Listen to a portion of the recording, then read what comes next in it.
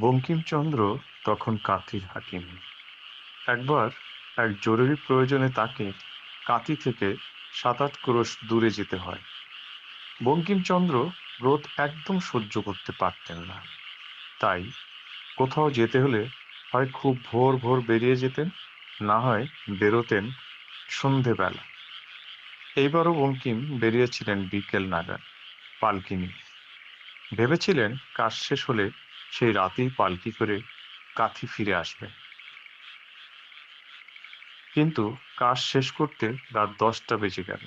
খাওয়া দাওয়া সেরে যখন তিনি ফেরার জন্য প্রস্তুত, তখন স্থানীয় মানুষজন অত রাতে তাকে পালকি করে দীর্ঘ পথ পাড়ি দিতে বারণ করল।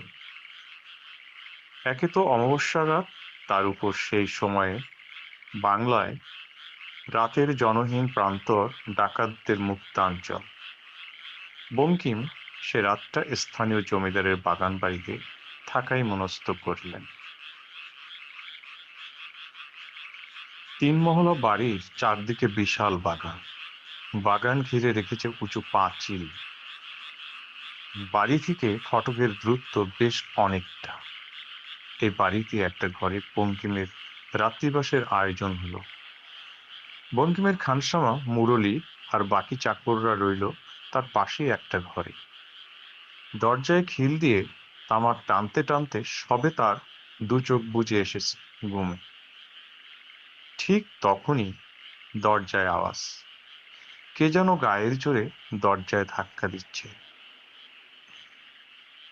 কাঁচা ঘুম ভেঙে যাওয়ায় বেশ ক্ষেপে গেলেন বঙ্কিম। ভাবলেন মুরলী হয়তো আবার এসেছে কোনো প্রয়োজনে। কাঁদতে ধমকাতে দরজা খুললেন তিনি। কিন্তু কি আশ্চর্য, কেউ নেই। দরজা বন্ধ করে আবার বিছানায় এলেন বঙ্কিম। একটু ঘুম আসতে না আসতেই আবার সেই আওয়াজ। সারাদিনের কাজের হ্যাপা, পথশ্রম, তারপরে এই হাঙ্গামা কার সহ্য হয়?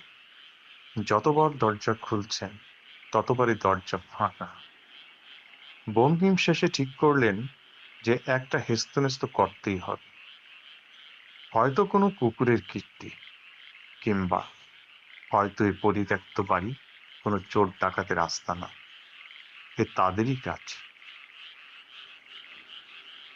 বঙ্কিম যখনই কোনো মফস্বলে রাত কাটাতেন, সঙ্গে রাখতেন একটি ছোরা। এইবার ঘরের মধ্যে সেই ছোরা বের করে বসলেন বঙ্কিম। আবার দরজার শব্দ, তবে এইবারের শব্দ অনেক মৃদু। এক হাতে আলোর বাতি, অন্য হাতে ছোরা নিয়ে খুব সন্তর্পণে দরজা খুললেন বঙ্কিমচন্দ্র। এইবার দেখতে পেলেন দরজার সামনে একজন খড়গাকৃতি যুবতী। বঙ্কিম দরজা খোলার সঙ্গে সঙ্গেই সেই মেয়েটি ছুটে পালাল। অকুতোভয় বঙ্কিম ছোরা আর আলো হাতে তার পেছনে গেলেন। দেখলেন মেয়েটি বারান্দার পাশে দাঁড়িয়ে মৃদু মৃদু হাসছে। মেয়েটি বঙ্কিমকে বলল, আমি তো আপনার কোনো ক্ষতি করিনি, আপনি আমায় তাড়া করেছেন কেন? বঙ্কিম মেয়েটির পরিচয় জিজ্ঞেস করলেন। মেয়েটি বলল, তার নাম বিরহ। সে স্থানীয় জমিদারের মধ্যম পুত্রবধূ।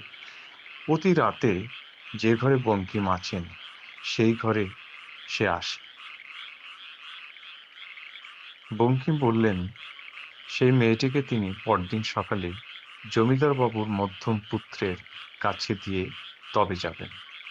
কিন্তু মেয়েটিকে তিনি ধরতে পারলেন না। যখন তিনি মেয়েটিকে ধরার জন্য হাত বাড়ালেন, তার হাত গিয়ে লাগলো দেয়ালে। মেয়েটি খিলখিল করে হাসতে হাসতে কিভাবে যেন বঙ্কিমের পেছনে চলে গেল। বঙ্কিম তার দিকে ঘুরতেই সে লাগালো এক ছুট। বঙ্কিমও তার পেছনে ছুটলেন। দৌড়াতে দৌড়াতে সে মেয়ে চলে গেল একদম ফটকের সামনে। একটা চাপা গাছের সামনে গিয়ে মেয়েটি যেন হাওয়ায় উড়ে গেল। আর চাপা গাছটা প্রচণ্ড দুলতে শুরু করলো। অথচ তেমন হাওয়া তো নেই, তবু চাপা গাছ খুব দুলছে। এইবার বঙ্কিম ভয় পেলেন। বুঝলেন তিনি যে মেয়েটির পেছনে ছুটেছেন সে আসলে ছায়ামূর্তি। তৎক্ষণাৎ চাকরদের জাগিয়ে তাদের সঙ্গে সেই বাড়ি ত্যাগ করেন বঙ্কিম। তখন প্রায় 4টে। এই ঘটনার কয়েকদিন পর ওই গ্রামের জমিদারের গোমস্তা কোনো কাজের জন্য বঙ্কিমের কাছে এলে বঙ্কিম তাকে ওই বাড়ির মেজ বউয়ের সম্পর্কে জিজ্ঞেস করেন। গোমস্তা জানায় সেই বাগান বাড়ির পুকুরেই স্নান করতে গিয়ে মারা গিয়েছিলেন মেজ বউ, বঙ্কিমের রাত্রি সঙ্গিনী।